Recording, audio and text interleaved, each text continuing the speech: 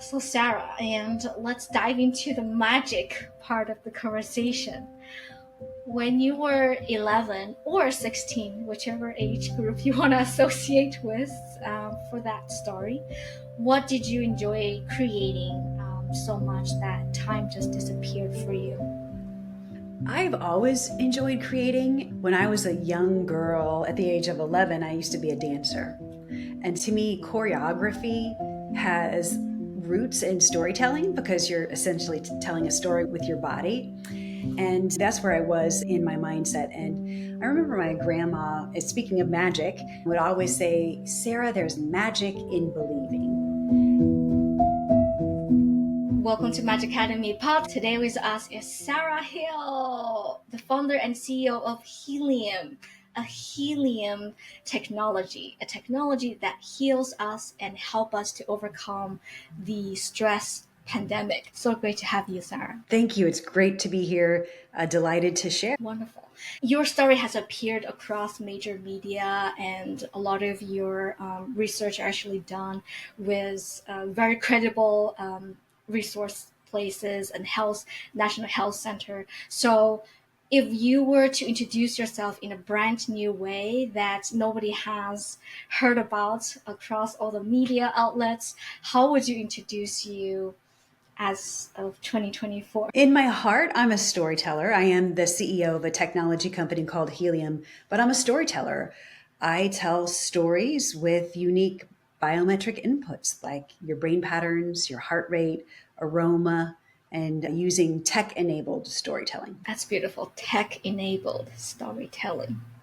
And talking about helium, so what was the founding stories behind that? What made you decide to build a technology such as helium to make storytelling in a kind of a healing space? So, my background is as a television journalist. I spent decades in media, covered a lot of trauma as a local television news reporter, rapes, murders, homicides. We also did international stories where we went in with the trauma teams in the aftermath of the tsunami in Sri Lanka and Indonesia. And as a reporter, you're covering the worst day of someone's life a lot of times and over again. And seeing that trauma in the world, secondary trauma, a lot of journalists struggle with their own mental fitness. They struggle with sleep, as do any other high stress occupations like healthcare workers, attorneys. It could be school counselors that are listening or working with victims of trauma on a daily basis. And so ultimately developed Helium, which is a media channel for stress management and sleep, where you don't just passively watch the media, you're actually feeling it and contributing to a better digital diet, if you will, with watching these immersive videos. That's interesting. So the immersive video environment helps us to potentially feel less stressed and feel more healed. And let's dive a little bit deeper into that.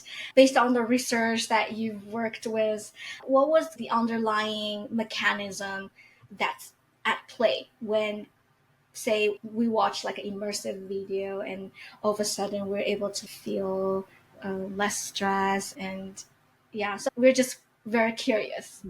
Yeah, it's a new layer of media that's powered by your bioinformatics. So the data that comes from your fitness trackers, a smartwatch for heart rate or HRV, or an EEG meditation headband that's capturing data from your brain patterns. Instead of just passively watching the media, you're actually feeling it.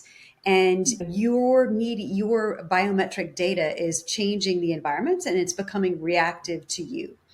And just as media and video has the ability to harm, if you watched violent videos or ugly things in the news or in the media constantly, that impacts your physiology. It can raise your heart rate, it can impact your brain patterns. And just as media can harm, it also has the ability to heal. And as a content creator, I'm creating content to try to shift brain patterns or heart rate away from the stress response. And that's just what we're doing with Helium. It's a media channel, it's content that's designed in a very specific way to Mm. try to slow the fast activity in your brain, lower your heart rate, and allow you to become more self aware Mm. that what you think about has the ability to impact your brain patterns and heart rate, and that your thoughts do have power to control things, not only in the virtual world, but in the real world as well. And so our content is deployed either just on a mobile device or inside virtual reality goggles or spatial computing goggles, which is essentially just goggles that you put on like a pair of ski goggles. And it allows you to be inside a bubble of video, if you will. And your brain is believing what it sees. You're not at the beach or you're not really in the aurora borealis. You're in your bedroom or your office. But because that media is surrounding you and because you can see your own bioinformatics live stream inside those experiences, you're becoming more self aware of how you need to breathe, the thoughts that you need to think about, and you're actually getting feedback, and the environments are reacting to you. That gets me curious. So, in terms of designing that immersive story, what kind of story that really gets people feel less stressed versus a story that maybe take longer, or maybe some people may feel reduce the stress, some people may not. What differentiates a good healing stories versus an okay healing story? In a bunch of studies, and I'm not a scientist, right? I'm the technologist. However, we've worked with scientists and other third parties have studied our content. And so, in more than 8 peer reviewed journals, helium has been shown to quickly reduce anxiety or improve mood in as little as 4 minutes. So, very quickly. And it's on a spectrum. That's very So, there are fast. different kinds of stories. Some stories are audio only meditation, some stories have feedback from biofeedback or neurofeedback that you're seeing them inside these environments. Some stories have video, some do not. And so, what we found in our research and others is the more immersiveness that you add, the more quickly it downshifts the nervous system. And the more feedback that you add, the more memorable, the more engaging that is to the user. And so, for us, that's been a great journey of discovery over these many years of not only creating the content but testing it in published in peer-reviewed journals of what that media does to your physiology. And to us, we're story nerds, and we are hyper focused and really fascinated at how can we change the color, texture, volume of a story in order to maybe shift the high beta or reduce the heart rate and allow the user to see their feelings. Because after all, how are you supposed to learn to control what you can't actually see to know, am I doing it right? That's the one thing in mental fitness, and that's what helium is. It's content that's mental fitness. How are you supposed to learn to control if you were lifting weights, and imagine lifting weights and you never be able to see your arm lifting or your bicep Oh, yeah. flexing to know, am I doing it right? And so helium is just adding gravity to that situation of feeling near of sorts, that you can actually see those muscles or their brain patterns to become more self-aware. Certainly not a replacement for psychotropic medication. Helium is certainly not a replacement for professional counseling, but as exercise, as part of a healthy lifestyle, and something that you can do for yourself as mental fitness, it's important to have these drugless, non harmful coping mechanisms that you can learn to self regulate on your own. And that self regulation is a big tenet of our content, because I don't know about you, but I never learned that self regulation when I was a young person. Yoga and meditation wasn't in schools, and certainly in biofeedback, the devices, the fitness trackers weren't around. And now there's a plethora of these 250 million fitness trackers out there that are currently displaying a 2D number or just shape on your watch or something like that. Helium takes that biodata and visualizes it into stories. It makes it immersive, and it turns that heart rate data in something that you can actually see and learn to control. Oh, I love that. It's because sometimes when seeing is believing, so sometimes if we cannot visualize it, we cannot build a neurological connection. And it's interesting. Can you share, say, if helium is to visualizing the heartbeat while we're doing this podcast, what would the heartbeat look like visually? Would that be like a flower? Bloom or any way that we imagine, or like flower of life, whichever. Yeah, it can be heart rate or it can be something called EEG, which is just shorthand for encephalogram, which basically it's a little EEG headband that's worn on your forehead that's capturing your brain pattern. Certainly not diagnostic in any way, but as a mirror and a gauge of self awareness. For example, when you come into these experiences, it's capturing a baseline on your brain patterns or via your smartwatch on a heart rate and telling you what that baseline is when you came into the app. And then as you're going through the experience, you will see the environments change. As an example of a way that they change, there's an aura that's around you. It's a beautiful aura. It looks like it has bubbles around you. And that aura will glow different colors based on your feeling states. With that meditation headband, high beta is the fast activity in your brain or the stress activity in your brain. And as you're going through these experiences, you can see what that high beta activity did as your baseline and whether or not you are better or worse in that high beta activity. Meaning, are you moving towards more stress or are you moving away from stress? And if you're moving away from the stress, the color in the aura will turn green, much like a traffic light. Green means go. And if it's turning away, if it's heading towards the stress response, then it will glow yellow, much like a caution light that you need to downshift, breathe. There's a breath pacer inside these environments. And again, you're seeing that biometric data integrated so you can learn to self regulate. There are 40 different experiences on the platform. We're constantly adding new content. You can float through the aurora borealis with whales. You can see peaceful ancient sunsets in historic civilizations. You can float underwater with the tree of life. You can be in front of Atlantis. You can be in Maui. So it's virtual travel for your mind that's uniquely tied to your biometric data that comes from fitness trackers. That's so beautiful. It's like a sacred space that you're building for people to access 24/7 whenever they need it. And I resonate with you that the current healthcare is very sickness based.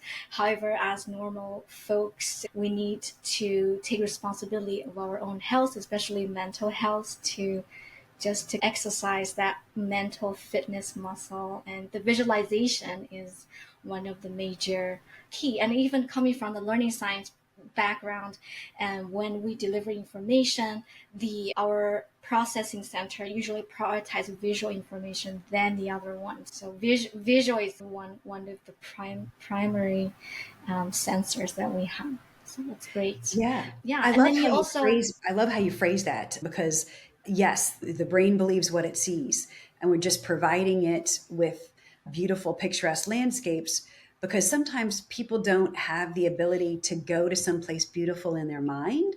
We've seen that a lot with some of the trauma victims and survivors who use helium. Their therapist will tell them, imagine a safe place. And they don't have that historical perspective to know even how to imagine a safe place in their minds. Or if you were to say, imagine a beach, they don't have any baseline to know what that is. And so helium is providing those beautiful, picturesque landscapes that help them create a stored memory in their mind that they can go back to and then in a stressful situation. I really love how you phrase that of seeing it, and you are correct. It is visual, and these are positive stored memories. Yeah, and even for folks who are able to visualize, our ability to sustain that particular focus, that specific focus, has been more and more challenging nowadays. So having something to help us as the baseline for our visualization is very Think helpful. about everything going on in the world right now, from the political climate to wars, natural disasters, human trauma. It's a mental health emergency. It is what my colleague likes to call the stress Olympics. And sadly, not all of us have trained for this, what we call the stress Olympics. Yes. So it's helping us to enhance our stress management, mental Absolutely. health. And Absolutely. yes, we are actually going to go beyond mental health a little bit after this initial conversation. My next question is one of the research paper that you collaborated with a third party is talking about the importance of scent. Why is scent so important in terms of an immersive environment, and how does scent help us to develop, according to Helium's philosophy, develop that self-awareness and the ability to manage our physiological state? One of the things that was interesting for us to learn as content creators and storytellers was the fact that aroma penetrates the brain far deeply than a lot of other inputs. And so we collaborated with a great company called OVR Technology, and they have a scent wearable where you are importing aroma. It's like a electronic device that's either attached to a mobile device or to a virtual reality headset. And so you're not just passively watching the media, you're actually smelling it. And so in Helium, there's an experience, it's called Awake the Light, where you start out in this very dark cave and there are rocks around you. And slowly you're feeling these orbs of light that move through you and out into the environment. And as you're doing that, eventually you're coming out to fresh air. And we created some experiences with OVR's wearable technology and Helium's technology that changes the aroma according to that experience. So you start out in the dark cave and you're smelling it like a dark, dank cave, and it feels very closed. And then as you move out into the fresh air and the large environment, you're actually smelling the fresh air all around you. You're also able to pick up from your remote control. We turned it into a lavender stalk, a stalk of lavender flower. And so inside this beautiful lavender field of Glacier Lake, which is another experience and story inside Helium, at the end, you pick up the remote control and you're able to smell that lavender flower. And again, in doing brain maps on these individuals, you could see significant shifts in their stress response when they took those inhalations of lavender. And that for us was very interesting to see that storytelling input as having a significant impact on their brain patterns and on their physiology. I love that. I may ask a technical question, and you can say you would refer to somebody else to answer it. I would be curious, what is the physiological state of beta or gamma, or what are some indicators that showcase somebody is in a very calm, productive, healthy state? Were there any particular indicators that you look at? Neurofeedback research over the decades shows that different brain patterns are associated with different feeling states. High beta activity is the fast activity in your brain. During sleep, you can have delta or theta waves. Alpha activity is a slow activity in the brain. gamma asymmetry is associated with feelings of positivity, love, joy, or appreciation. So there's a long list of peer reviewed research about how different brain patterns can impact different feeling states. And Helium didn't create those brain patterns and feeling states. We create the content that's based on those neurofeedback principles. And inside our app, we have a video curriculum called Heal You, and it's with Dr. Jeff Tarrant from the Neuromeditation Institute. And that's essentially the core principles behind Helium, is that not all meditation is the same. There's focus, positivity, mindfulness, sleep, all different kinds of states that you're wanting to meditate in. It's not just all downshift your nervous system. You might need a focused meditation, or you might need some positivity in your life. And so all of those different flavors of meditation are also associated with different brain states. And inside Helium, that video curriculum is called Heal You with Dr. Jeff Tarrant. You can also read more about his work at the Neuro Meditation Institute, where he also gives classes about how different meditations can trigger, and also how you can learn to shift your high beta activity, or you can actually learn to self-regulate and downshift your nervous system. I love that. And we may be curious, our audiences are in the learning development space, leaders, entrepreneurs, in the workplace health context. How can leaders of all sorts leverage the power of healing technologies to help them develop better self awareness, better stress management for themselves and also for their teams? Do you have some stories to share or some perspectives to share as well? Yeah, certainly for teams and certainly for executive leadership, mental fitness is very important. Used to be that we didn't talk about our mental wellness like we talk about our physical fitness. It would be enough in decades ago, it might have been commonplace to say I'm going to the gym, but you would never say in an office that I'm going to a therapist or I'm going to work on my mental wellness. And now you do, right? Everyone is open with the desire to achieve a better mental wellness. And that starts at the top. It's important for leaders to demonstrate the importance of mental fitness, not just physical fitness, but mental fitness and mental wellness, and spending time to work on yourself. And Helium is just one of those many ways that you can learn to self-regulate. Again, not as a replacement for professional counseling, which we all know is one of the best things that we can do for ourselves.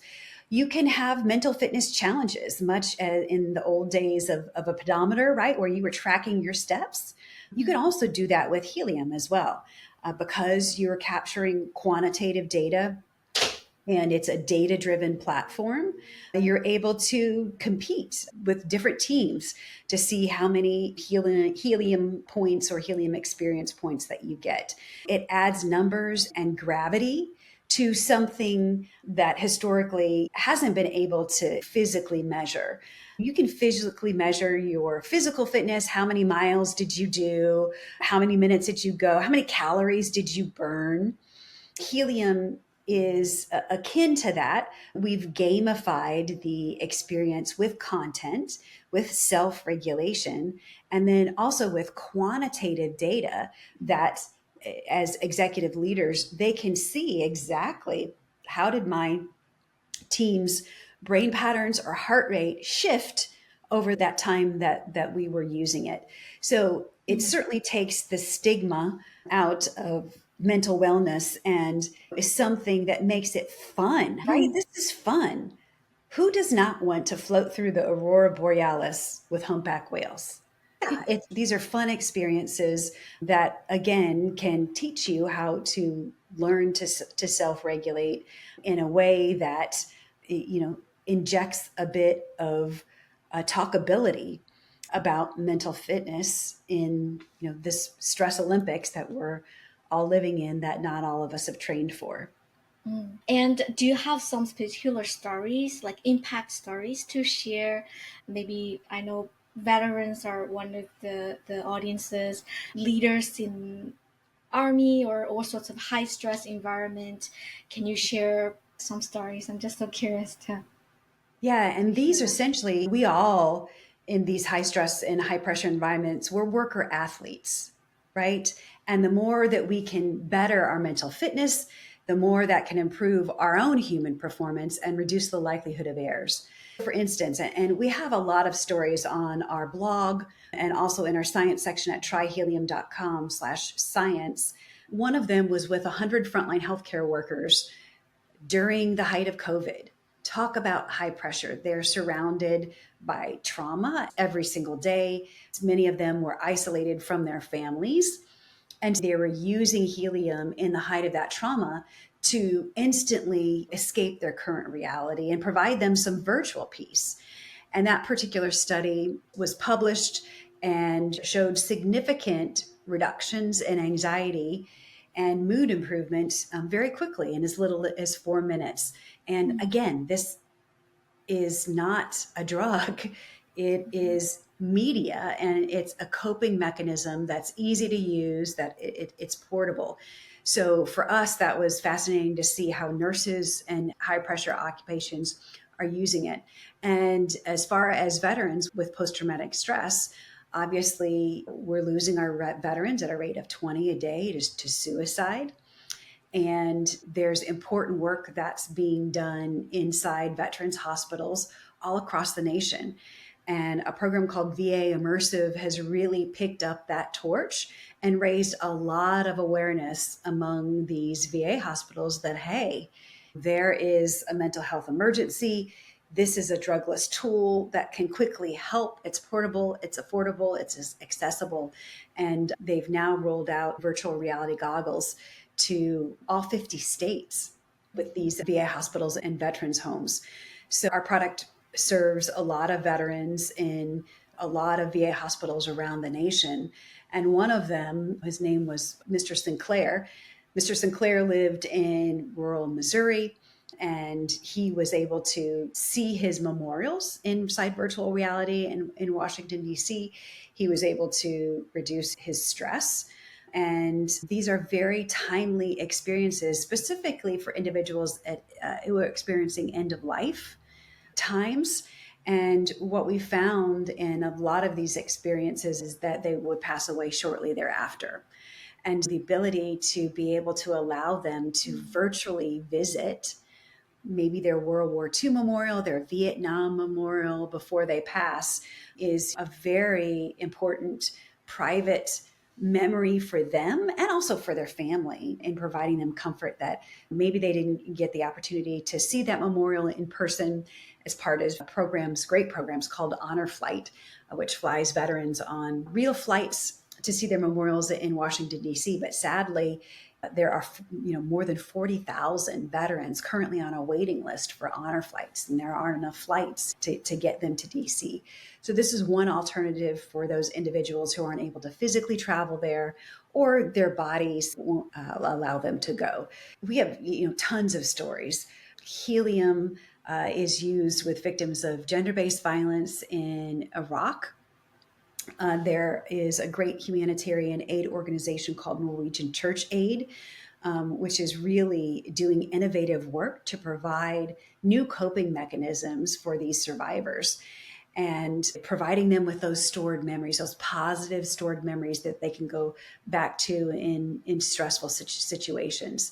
And the women in those experiences reported significant shifts. They reported that they did have stored memories, positive stored memories that they were able to go back to inside stressful situations. I could go on and on about the stories, but on a daily Mm. basis, there are people experiencing the worst day of their lives.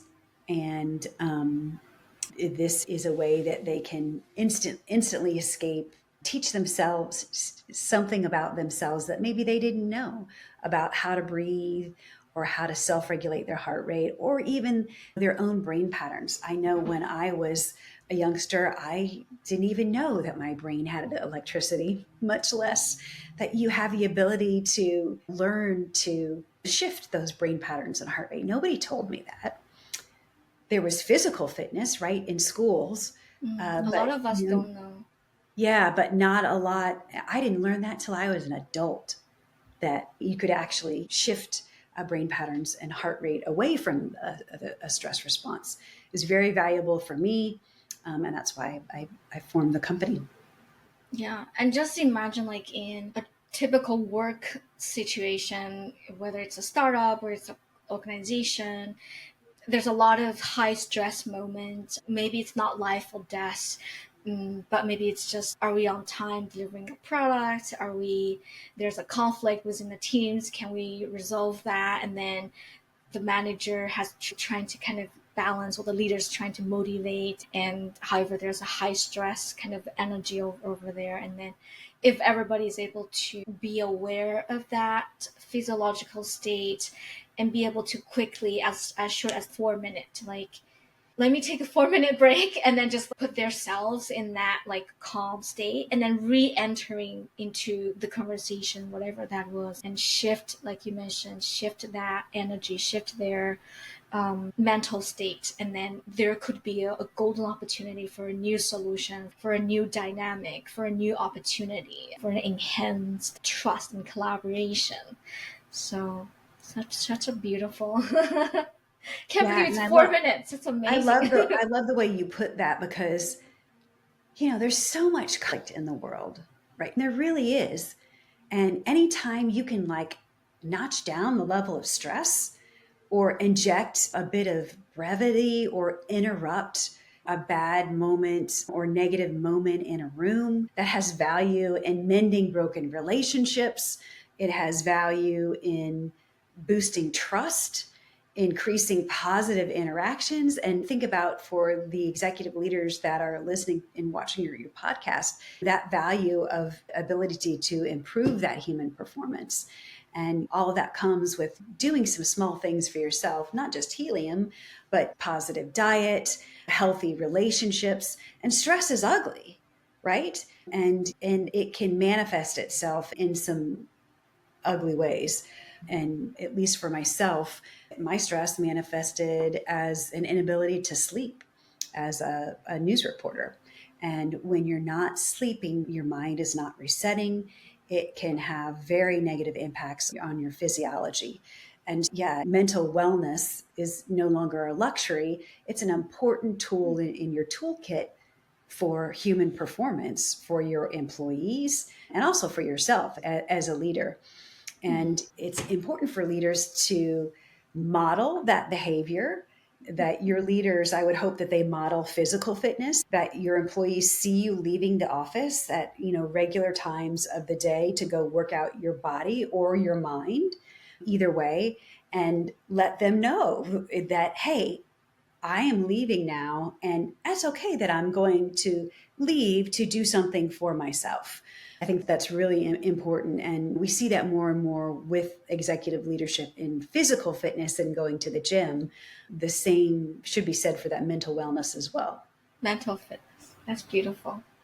And as we move into the future, what would you see as the best possible future unfolding using the Helium approach, and with all the emerging technologies like artificial intelligence, the Web3, or the neural links, or newer technologies? And how would you foresee that?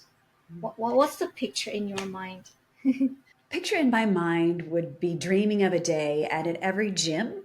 You had not just treadmills, but you had VR goggles, that places that people could also work on their mental fitness. I have no doubt that we'll be able to find that.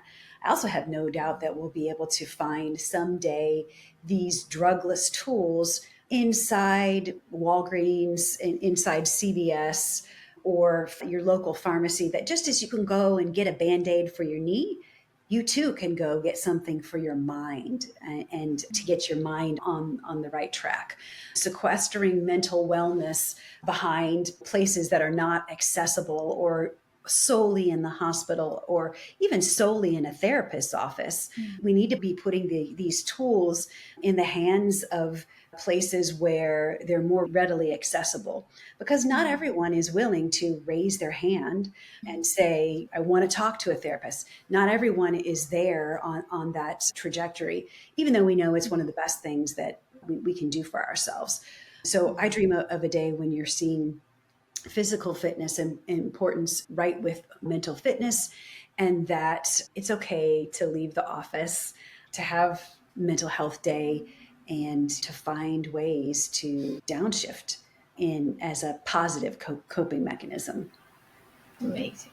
And I think maybe that time when we think, oh, it's a coping, it's actually management, it's actually the way we live, and people will see mental fitness as just this common thing, like you said, content as medicine, immersive content as medicine. Yeah, we almost call it digiceuticals in a way. Digiceuticals. Yeah, it's not a digital, full blown digital therapeutic.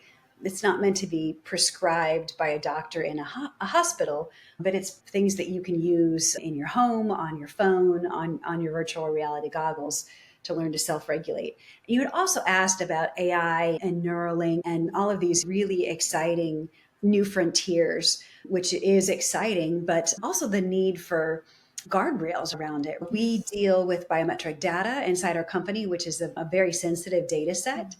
And even from the very beginnings of our company, we baked in data privacy by design and are making sure that as we are innovating using these new technologies, because all of these new technologies, yes, there's the opportunity to be harmful, but there is an opportunity to accelerate that healing and provide for greater access and also scale, to be able to scale therapy and all of the other ways that a lot of companies are using AI and other new technologies in order to scale therapy.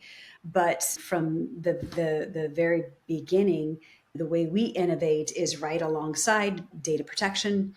So that data privacy is baked into the product by design from the very beginning, so that fast forward in a few years, you have you had GDPR, you have the California biometric privacy laws, you have new laws coming down in Colorado. Like, this is an ever changing landscape as it relates to data privacy and protection. And so to us, our data protection officer, our DPO, alerts us, hey, there's something coming down from here. We should probably bake that practice, that data privacy by design, to comply with that law even before it's passed, because it will probably be passed. And we did that with GDPR, and we're doing that with all of these other protections. And those are our own guardrails. And it's difficult sometimes because we want to move faster, and you just want to do the thing and just bake the new software or use the new tools. But for us, you stop, have a data impact assessment, see how that particular tool or technology impacts it. Do we need to change a privacy policy? How do we ensure that customer data is as much as we can? And so that's the one thing that I'm excited about, to see the companies that are doing that in baking in that data privacy by design from the very very beginning and innovating alongside that, because data privacy and protection is also an innovation, right? You can innovate Yes. in that space as well as in all of the other spaces. That's beautiful. And a very intensive yet imaginative and beautiful conversation that we had. Just to give a brief recap for our audience, we talked about the founding story of Helium, how Sarah pivoted from a news reporter covering disastrous stories into building Helium, a healing technology, a digiceutical technology that helps people to self be self-aware and self-manage their physiological, their mental state, and how, as in this time of stress Olympics, everybody has that. It's not just a luxury, but everybody has the responsibility to manage that. And also, as we move from the mental health space of the veterans, of people who experience great trauma, we also pivot into the conversation about leaders, executive leaders, founders, entrepreneurs, team talents. When we are facing stressful environments or situations, how we can take that responsibility in as little as 4 minutes to really help ourselves manage and reset our emotions before we re-dive in and re-engage into those difficult conversations. And that present us with great opportunities to open up new solutions, new conversations, new dynamics, and new dialogues, and a new future, new micro future at that moment. And we also talk about the future of mental health care and how it's gonna move away from everybody doesn't want to talk about it to yeah, it's just common. You can just find it at CVS, and you can pick your style, your preferences, and all that. And then we also talk about the risks of the data privacy and how that needs to be taken great care and thoughtful considerations in conjunction with technology innovations. So it's beautiful. So Sarah, and let's dive into the magic part of the conversation. When you were 11 or 16, whichever age group you want to associate with for that story, what did you enjoy creating so much that time just disappeared for you? I've always enjoyed creating. When I was a young girl at the age of 11, I used to be a dancer. And to me, choreography has roots in storytelling because you're essentially telling a story with your body. And that's where I was in my mindset. And I remember my grandma, speaking of magic, would always say, Sarah, there's magic in believing. And that was always a great phrase that resonated with me, throughout my life and in the many different transitions that my life and my career have taken, from a mom to a television reporter to a storyteller for a corporation to now with my own company. And I think in that those words, magic in believing, is important because we always think in those transitions, how do I move from there to there? Or sometimes we think, I don't have the skills I need in order to identify with that new place. And to me, I always tell people, round up. Maybe you aren't the president of your corporation yet, or maybe you haven't filled out the paperwork for your company yet. What you say in your heart manifests itself in real life. And there's magic in believing that you can actually do that, and start identifying yourself as where you want to go and not necessarily where you are now. So, for instance, when I formed my own storytelling company and virtual reality company many years ago, it was in the nascent days. I didn't even have any equipment yet. And so it was very difficult for me to say I was a VR creator because I hadn't created any VR yet. And that was an important lesson for me to learn, that identify as where you want to go and how you want to be. And so I started identifying as a VR creator. We had some large corporations that hired us to create some virtual reality content all around the world. And obviously, what was in my heart then manifested into reality. And now, look, we've done a bunch of different experiences all around the world. We have a popular product that's providing healing in some pretty ugly and places, and providing that light. I love those words. There's magic in believing, and that's a great title for your podcast. I love those words behind you, magic. Thank you. I think a lot of us, our audiences, no matter where you are, like geographically or mentally or career wise, there's always magic within you that you need to believe. Like Sarah said, believe and live in that space and work toward it. Efforts are still needed, and within time, it will happen. So we just need to believe in that. And thank you, Sarah, for sharing that story. Thank you. And It's my pleasure. let's take a small pivot in your life. did you have to overcome some particular challenges to, of course, there's going to be a lot, some really deep challenges or challenges that you still remember until now and that helped to shape who you are today? Yes, I think everybody has to overcome challenges in their lives. And looking back on it, to an outsider, my challenges might not seem like a big of a struggle. I grew up in a rural community in a K through 12 school. So that's one school that had kindergarten through senior high school, very small farming community. And while that was great in many ways, there's a lot to learn going out into larger communities, and also just a lot to learn in founding a company in the middle of Missouri, trying to raise money for a company in the middle of Missouri, or the Silicon Prairie, as I call it. Female founders lack traditional access to venture capital. And so that was really hard, difficult for us in the early days to get our product off the ground because nobody has ever heard of us. There was one angel group, not even a VC firm in our community.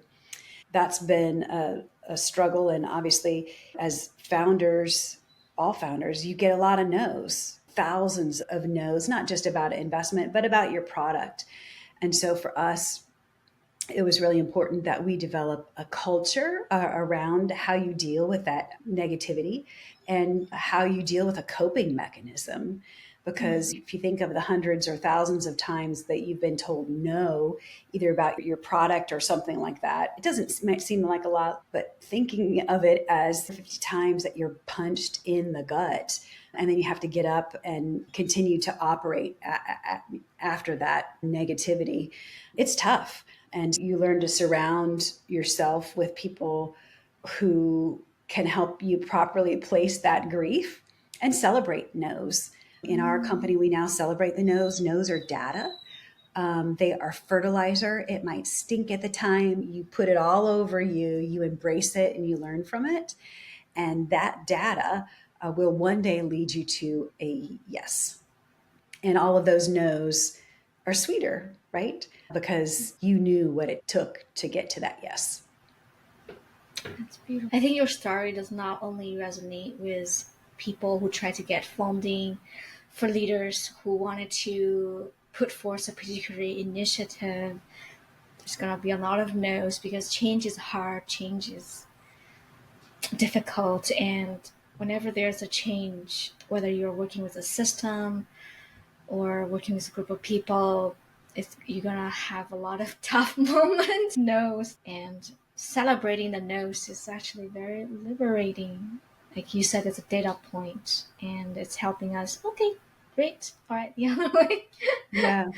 And it's a great point of culture, even for some of our younger employees. They'll come in and say, "Hey, I got a no today," or "They told me no," with this big smile. And in the back of the mind, like, someday we'll show them. And that's also been great to see our employees develop that proper placement of grief of the word no that they're already using in their lives. And that's something I wish I, as a young person, would have, better learned how to deal with that. I love that. Such an empowering conversation with you, Sarah. As we conclude our conversation, what do you think is your overall magic? As of 2024, our magic may change or shift or evolve, but like 2024, what is your magic? Our magic are stories, and our magic is in believing. It's beautiful. Thank you, Sarah, Thank you. for It was sharing your delightful to chat with you. stories. Keep going. Thank you. And for people who are interested to get in touch with Sarah and learn about the healing power of stories, her contact information will be attached in the show note below. So welcome community to get each other connected and to build new stories. Absolutely. Thank you, Sarah. Thank you.